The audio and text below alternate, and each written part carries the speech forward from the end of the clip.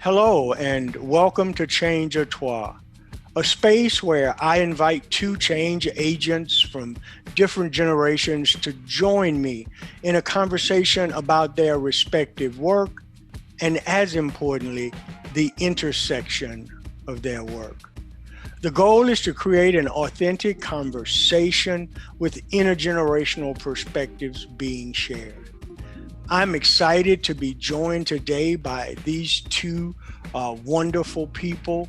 Moon Mohammad, who is a three-term AmeriCorps alumna, who currently teaches eighth grade English at Innovation here in Baton Rouge. Moon prides herself on being an economic activist, cultivating the spirit of lifelong learning in all aspects of her community. David Evans describes his work as helping people get better. He is a mediator, a writer, and a blogger. And so, Moon and David, thank you for joining us. Thank you for having me. I'm very Thank you. excited to be here. Yes, thank you for having me. This is wonderful. And so we start these conversations by asking people, who are you in 25 words or less? And so, David, if you were to take a stab at that, who is David Evans in 25 words In 25 words or less? or less, I help people get along better and treat each other with greater respect, and try to find as many ways to do that, as many formats as possible. Thank you. Moon, your turn. I am a teacher and a lifelong learner that seeks to propel and promote change through the spending of my dollar and the advocacy utilizing my voice. That's great. Yeah. So thank you guys for sharing that. There are already intersections which emerge. I'm going uh, to ask a different question right now, and I'll start again with you, David. What is the most intriguing thing about this conversation as you prepare to take part? Well, the most intriguing thing about it is meeting two new people and exploring the intersection. I feel I've discovered in my life that I have something in common with everyone I meet. And I feel like I'm meeting two wonderful people who are accomplished, and I'm looking for the connection that I have with both of you. And I know that for you, Raymond, I have this connection because of race. I've been am very involved in the Black Church. But with Moon, I really was excited to hear your thoughts about innovation. And that is a key part of all of my work. I have started in the comedy business as a writer for the Monkees TV show, and been involved in comedy. And I feel that comedy is, because it involves surprise. You're going down a road, and then something happens, and you turn left, and you're surprised. That's the same thing that is at the heart of innovation. So I am guided by and fueled by the techniques of innovation, and inspired by comedy to be an innovator. And so what I heard was being intrigued about discovering the connection with other humans, also being intrigued by Moon's experiences and perspective, and being intrigued about some aspect of innovation emerging. Moon, what intrigues you about this conversation? I'm intrigued, but I think a better word that would encompass what I am is I'm in awe of this conversation. because we have an older white individual engaging in these types of conversations. And I'm very interested to hear more about your perspective and your normalcy. I think as a Black female, I have my own indicators and my own perceptions on things. So I'm very intrigued to hear more about your perceptions. And thank you. And so let's move in that direction. And so, David, I some time ago, a few weeks ago, wrote a piece that appeared in a number of places called "A Message to My White Friends: Use Your Outside Voice," and talked about the importance of people who I described as friends telling me things that troubled them about the state of the world. And the message was, I don't need you to tell me. I need you to tell others. And in that, I borrowed a phrase that I was not interested in allies, but accomplices. And you sent me an email saying that you were interested in being an accomplice. What does that mean to you in this moment, in this season? Well, in this season, we're talking a lot about race, and I have been troubled about the state of race in our country for a long time. 25 years ago, I started going to a Black church, and I didn't know what to do about race. And so I thought, well, I was a Presbyterian, and there's a Black Presbyterian church that I know of in South Central. I will go there, and I will start going there. And I've been going there for 25 years now. And that is this book that I wrote about my experience.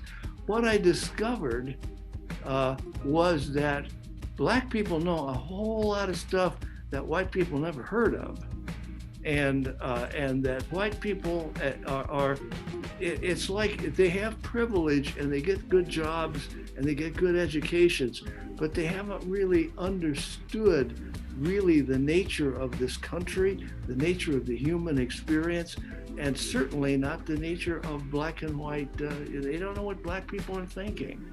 And so I think it's just been on my heart for a long time to bring Black and white people together as much as I can. And for me, it means going to a Black church. I've been going to a Black church. It's been wonderful. I have learned a lot. So Moon, when you hear that opening response, what resonates for you? For me, I did a lot of speaking this past summer at protests, and you made a couple of comments, but the first comment that I would like to address is, as you said, that white individuals have no idea. They don't know the things that Black individuals may know, and so what I do is sometimes I question white individuals, and I say, how are you disrupting your comfort in order to know those things? For me, in order to bridge the gap between racial tension, it's going to come at a cost or a sacrifice in the midst of comfort. And so we have to be reading these books that go into our history, our shared collective history, whether we know or we don't know. Some of those books like The Color of Law or The New Jim Crow by Michelle Alexander, or The Accident of Color. And I think that when white individuals begin to sacrifice their time, they begin to sacrifice their normalcy in order to really dive deep into our history, that's going to ease some of the, I won't say all of the tension, but it's going to make it easier to have conversation. Because I think even in my generation as a millennial, I think what is happening is that conversations about race are not new. But now that they are filmed, they get targeted as new, or they get headlined as new. And I would love to see white individuals not say that they're allies, but prove that in searching out information where they can be more aware. To which you hear what, David? Thank you, Moon.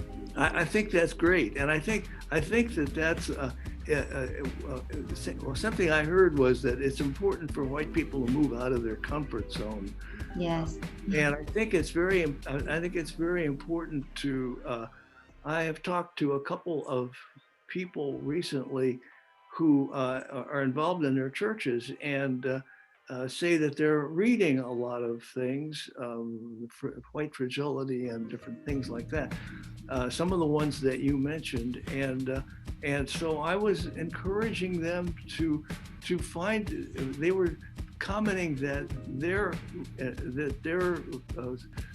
circumstances do not put them in frequent touch with Black people and with where they can have conversations. It doesn't count if you know somebody Black at work. You have to, be part of their ecosystem. And so I just think it's very important. I would encourage white people to, in addition to reading the wonderful books that you've mentioned, some of which I haven't read, but to then find a place where you can have a connection with Black people on a weekly basis, so that you're hanging out. If you're so intentional about having a conversation about race, it may just be too emotional and too stilted. If you're hanging out with them in a place where you mutually get together and do it over a period of time, then at some point a real natural organic conversation will come up. And so I think that's important. So how does that happen? And this is for both you, David, and Moon. How does that happen in the world that we live in today? Go ahead. So that's a loaded question, and I think David had a very loaded response. For me, and again, existing in the realm of my generation, we speak on our mental health a lot. And what I have spoken out against actually is what you are encouraging. And it's not necessarily... Say more about that for me. Yes. What do you think I'm encouraging? Oh, no, I was speaking of David, but okay. It's not more so me not encouraging white individuals to make their friend group or their base more diverse, but it is the pause or the stagnation of this attempt to engage with Black individuals merely so that we can be a textbook, rather, a living textbook of enslavement or just Black politics or relations. Because at the end of the day, I think my generation is speaking about this a lot, that Black individuals want to feel human at the end of the day, at a basis. We want our humanity acknowledged. And a lot of times, whether consciously or subconsciously, when we're constantly bombarded, with questions that have to deal with race and racial tension and police protests, that kind of makes our humanity, and it takes it and it decreases it.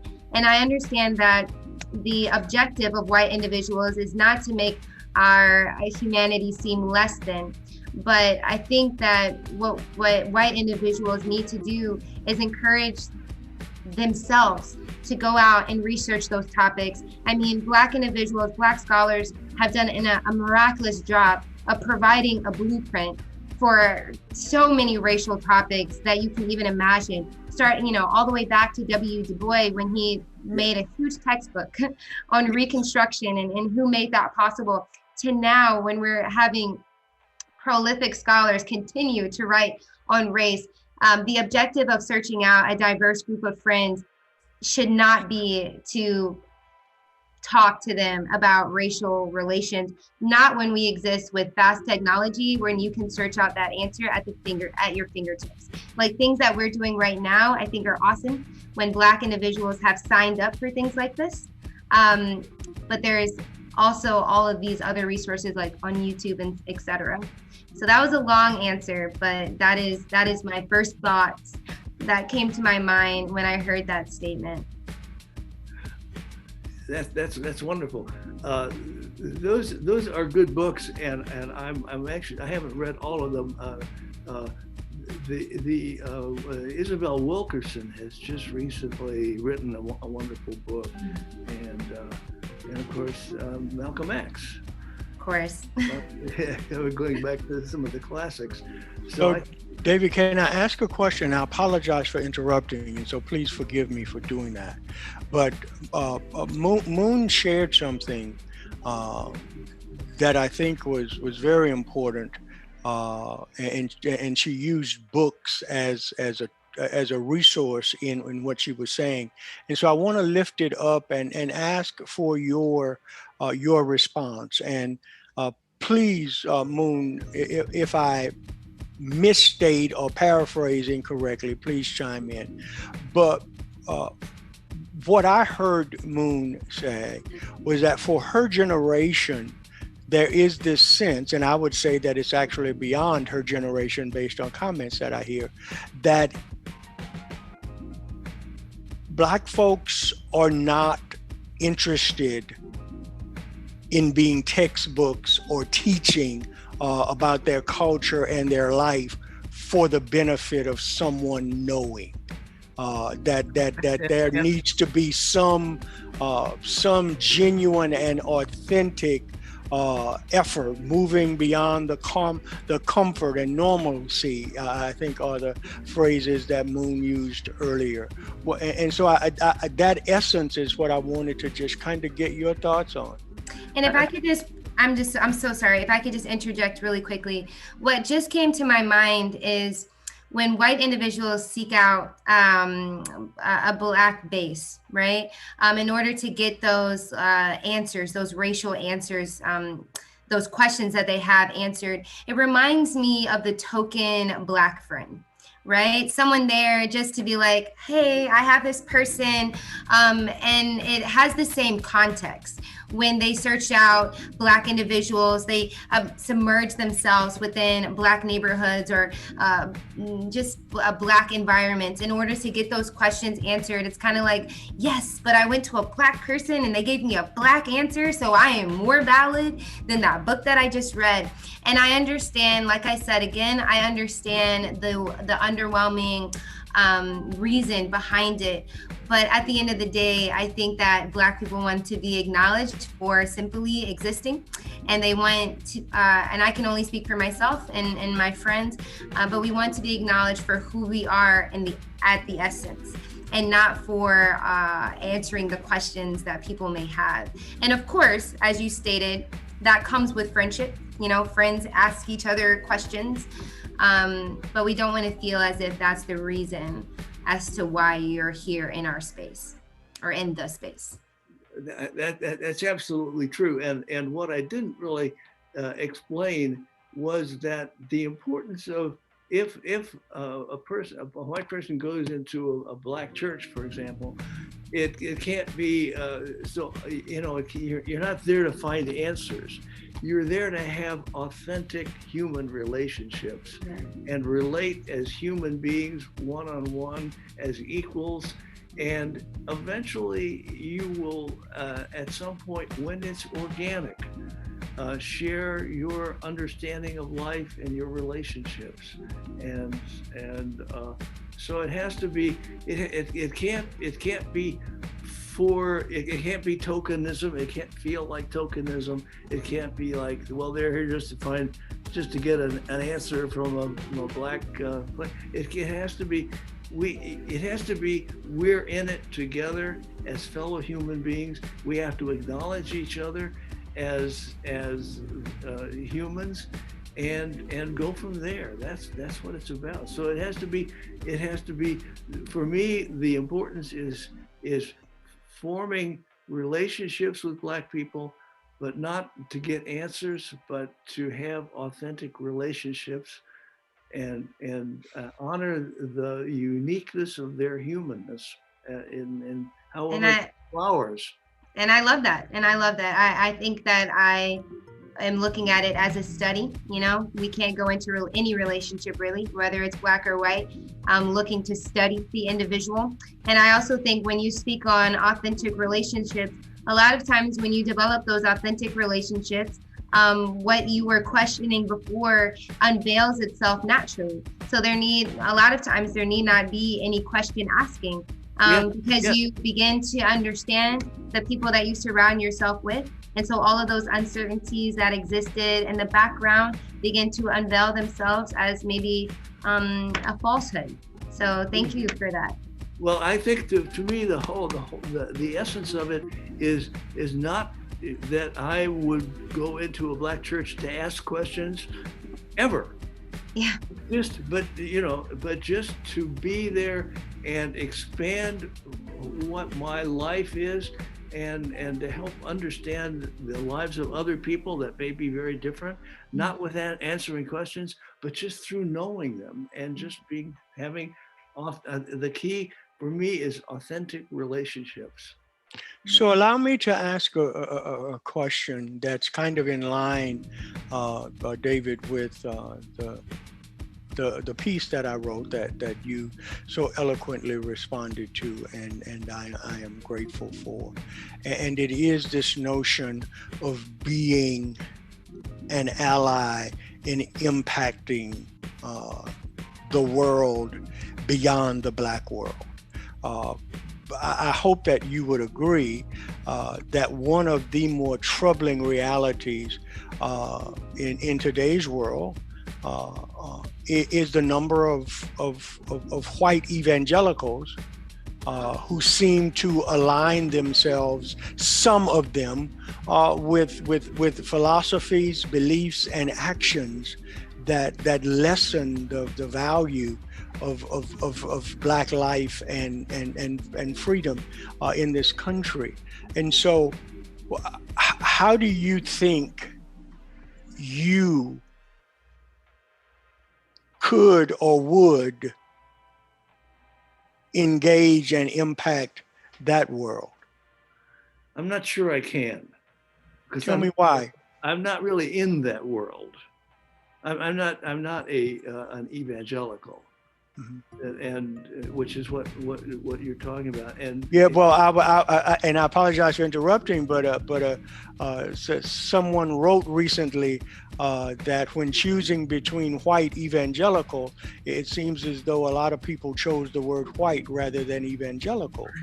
And so let's put the evangelical aside for a moment and say that there is a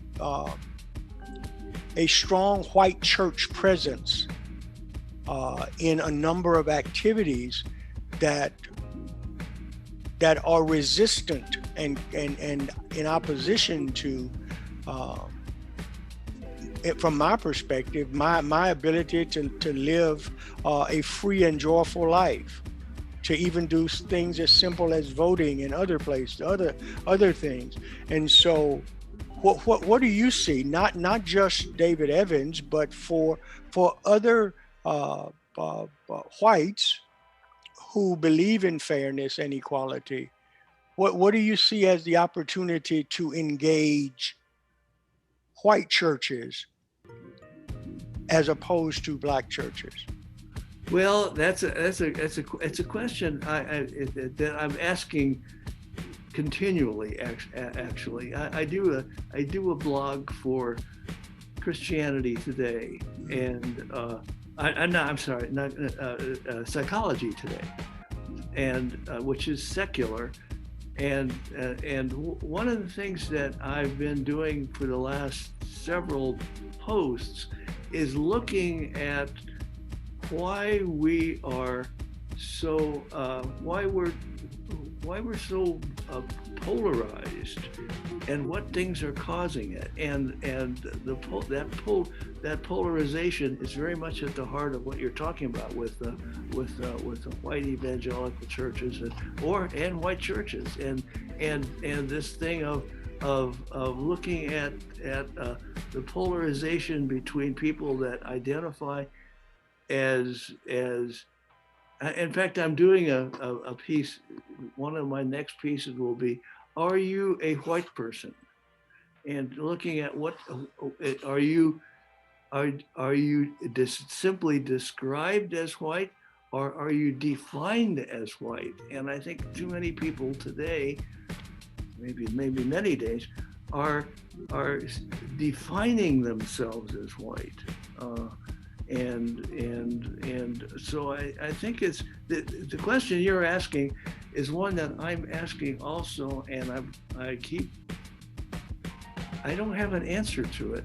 But I keep asking the question: why are we so split apart? Why does anybody feel legitimately okay about saying that they're better than somebody else, or that one race is better?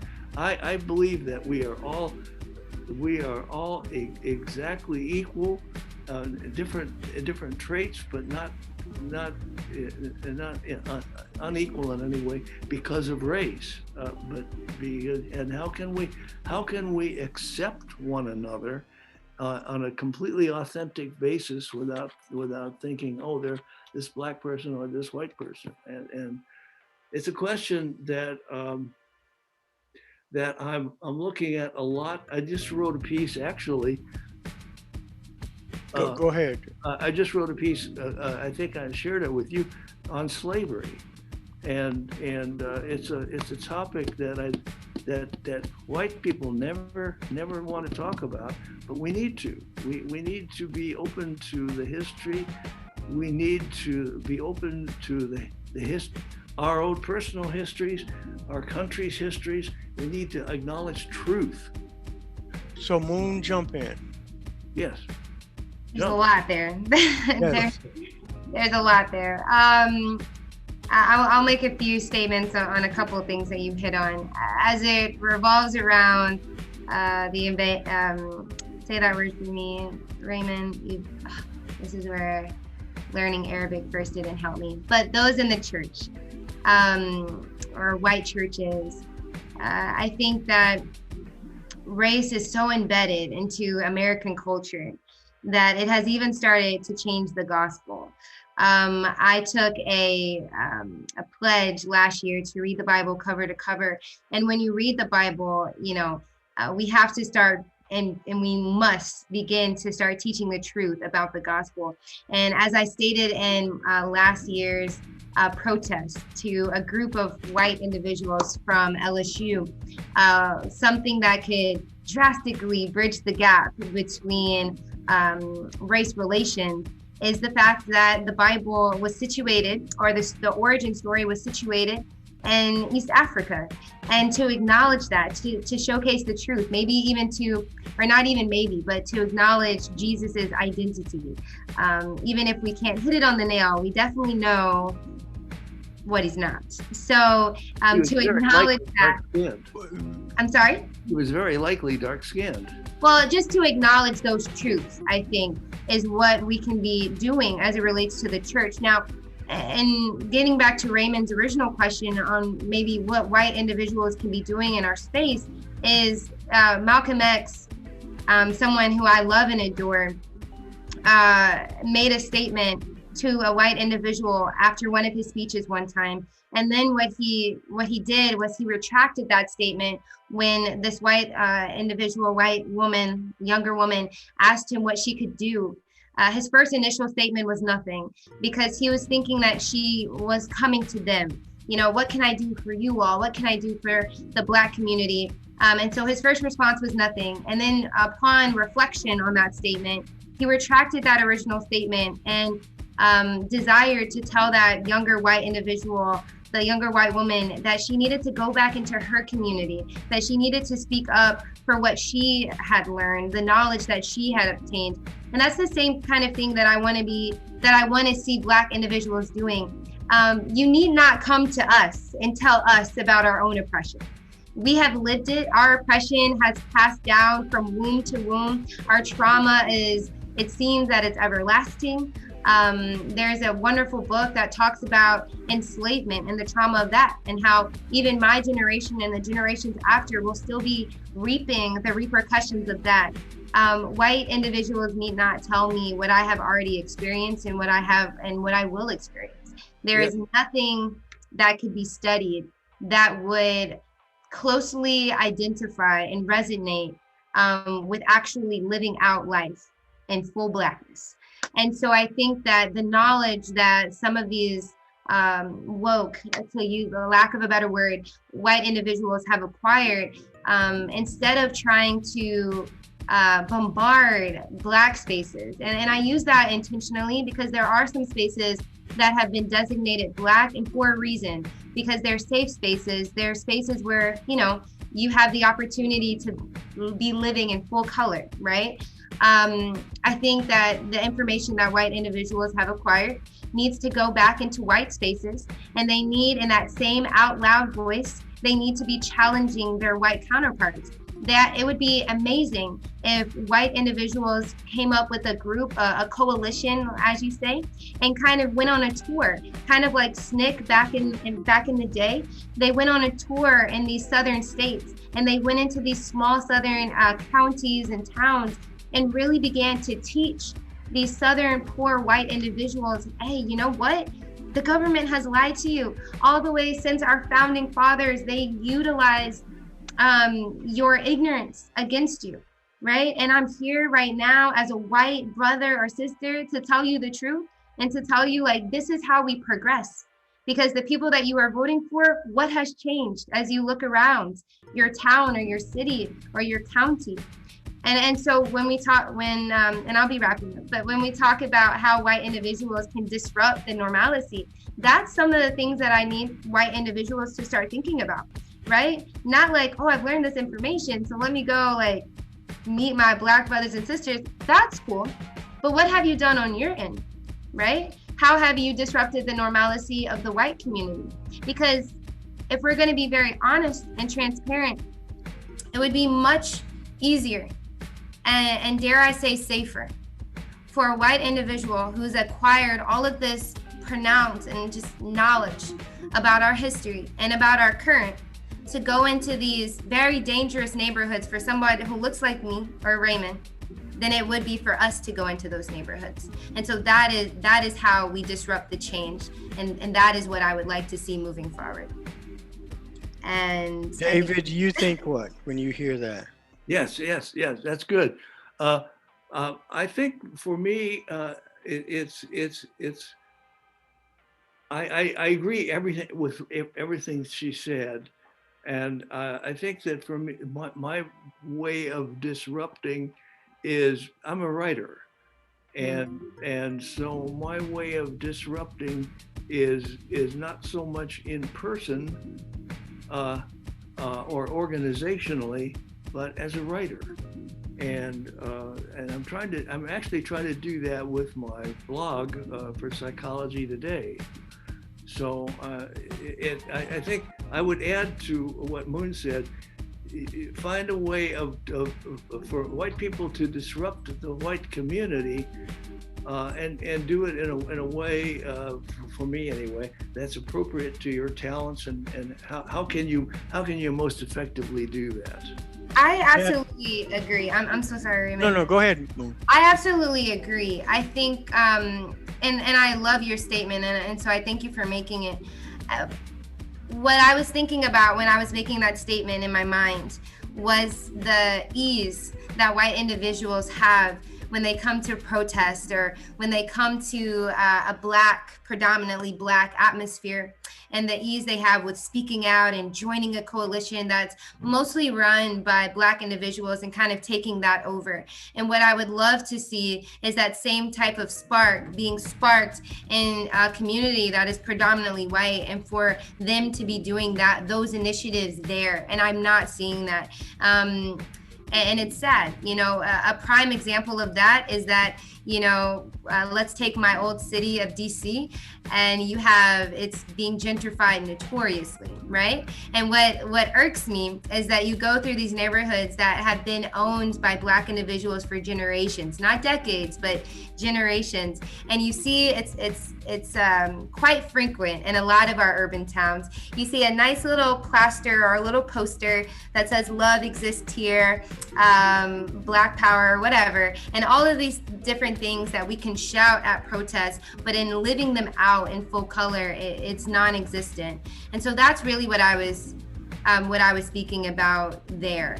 That same passion that you have in general, the same passion that white individuals have when they're in a collective space with minorities, but predominantly Black individuals, is that same kind of passion that we need to see living every single day. And right now, I don't see that here in America at all.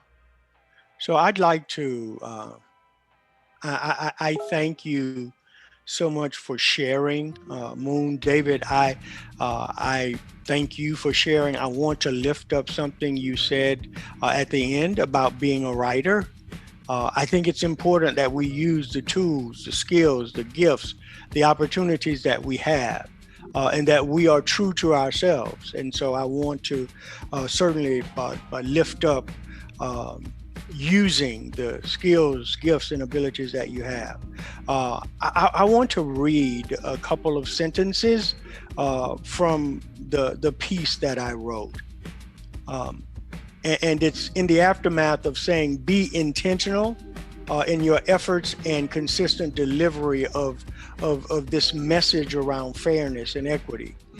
And the part I want to read says, I know you may have a hard time telling hard truths in an outside voice. You may have moments of sincere discomfort. I encourage you to lean into it.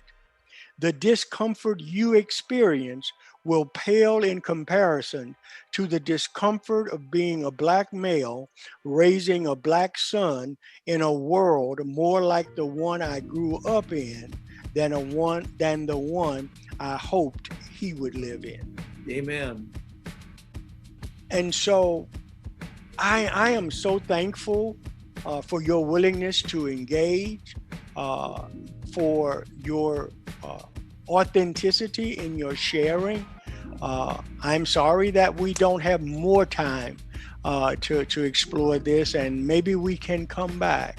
But I want to say to you, David Evans, thank you for reaching out, and thank you for being willing to share with us in this space. And Moon, Mohammad, thank you for entering this space in your full self and for contributing in such a powerful way to this conversation. Thank you, Moon. It was great. Oh, thank you, David. It was so good to meet you as well. Did I hear you're from South Central? I'm sorry? Are you living in South Central, LA? I'm not actually right now. Okay, I'm from there. That's where I was born. Really? Mm-hmm. All right. Well, thank you guys so much for this, and thanks to those of you who will take time to share in this change or Trois. And so thank you very much, and blessings to both.